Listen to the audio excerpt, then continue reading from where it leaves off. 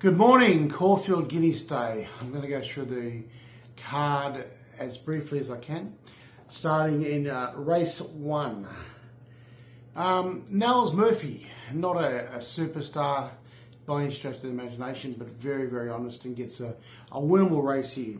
The favourite Saban first up on the spell is very short, too short for my liking for a horse that gets back and starts from barrier 1 at Caulfield. So that's race 1, number 3, Nels Murphy in the first race, a bit of value. Race 2, I Am Velvet, number 3, coming back from the spell, has won 3 from 3. Looks like a nice race for this horse, and yeah, look, I Keepsake is a first starter. Put in for second, but like to see it run. Silmarillion, disappointing last start. I think that the wraps on that horse might be a little bit overs, but always thereabouts. So that's race 2, number 3, I'm Velvet. Race number 3, the Northwood Flume Stakes. I tossed up between a Little Deep, who I've been on all 3 starts this campaign, and Kundalini, who ran past the last start. I'm going to stick with a Little Deep. I'm backing Kundalini as well. I don't think there's much between them. I think that the way the tempo is and the way a Little Deep runs is going to be the key. I think she's more of a midfield horse than run on. So, you know, and Kundalini is drawn wide, but we'll be rattling home. So I put a Little Deep, race 3, number 6 on top. Number 10, Kundalini. I don't think there's much between them. I'll be back on both of them because, you know, there's very little between them, and you can do so at the odds. Moving on to race 4, the Vase. Americana is an interesting runner. Her form over a mile is reasonable. She wasn't disgraced last start. And yeah, look, the odds on some of these, I think this is a nice race, nice odds for Americana. I put Lady Jones in for second, who was really good last start. See You in Heaven was very good behind Grinzinger Bill on that heavy track at Flemington. Back to a firmer deck, I think we'll see her with more chance. Grinzinger Bill, obviously, you know, has to be in there after winning first up on that heavy track. So, but I'm putting race 4, number 5, Americana at some decent odds on top. Jimmy Star, race first up, looked like a superstar, and we'll run around at a short price again tomorrow. Saying that, last campaign, first run, brilliant, then didn't place the next 4. Perhaps this is his campaign. But at those odds, I'm going to back Running By. Number 15, Running By. Forget about last start. That heavy track did not suit at all. I think race 5, number 15, Running By, is a worthwhile bet, and we'll probably each way, run it back each way. So I'm going to have a go on Running By to beat Jimmy Star, the favourite. Moving on, race number 6, the Herbert Power. Look, it's not the strongest Herbert Power I've seen, and for that reason, I think Dashing Duchess, back on a firmer deck, will run really well. I think that prior to this run, she was flying. So I'm happy to put race 6, number 10, Dashing Duchess on top. The map is better than what showed last start. In for second. Post Impressionist, yeah, is a money muncher, but always thereabouts. And Ladon DeV, you got to respect Kiramar. He goes in the early quality.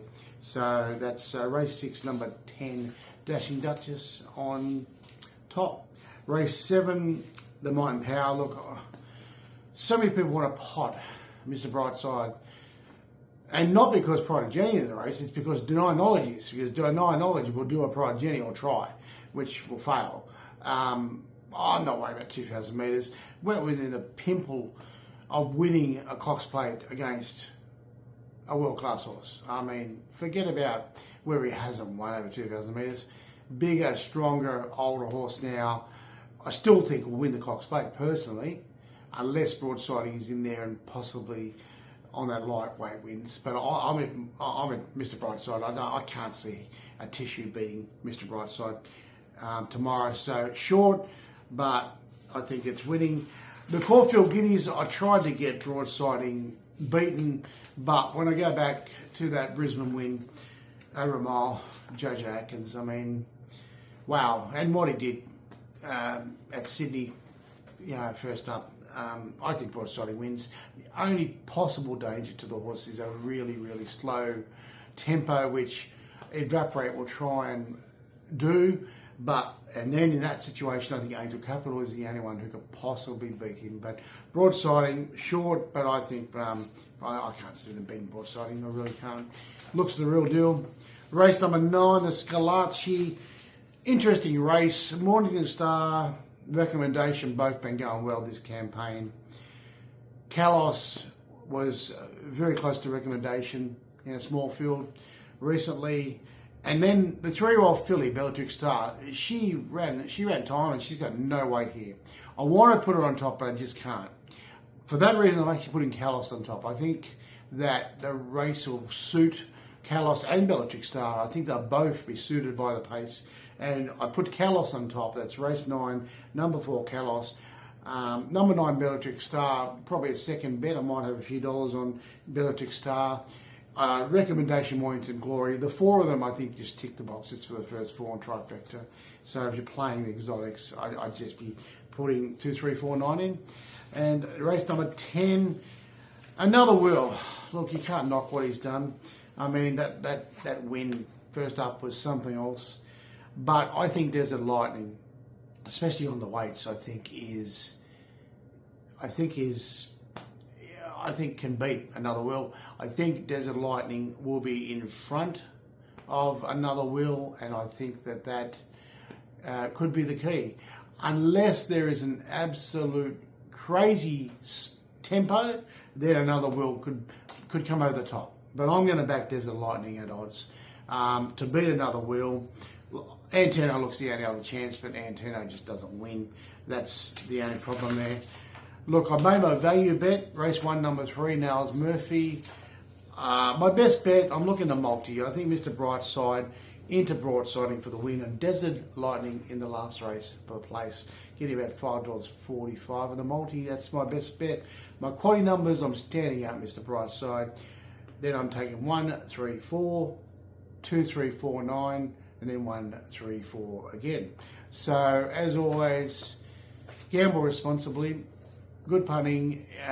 It's going to be a ripper day. At the moment, it's sunny in Melbourne, so I don't think we have the predicted rain that we've had recently in Melbourne, thankfully. So hopefully all's well for a really good Caulfield meeting. Thanks for listening.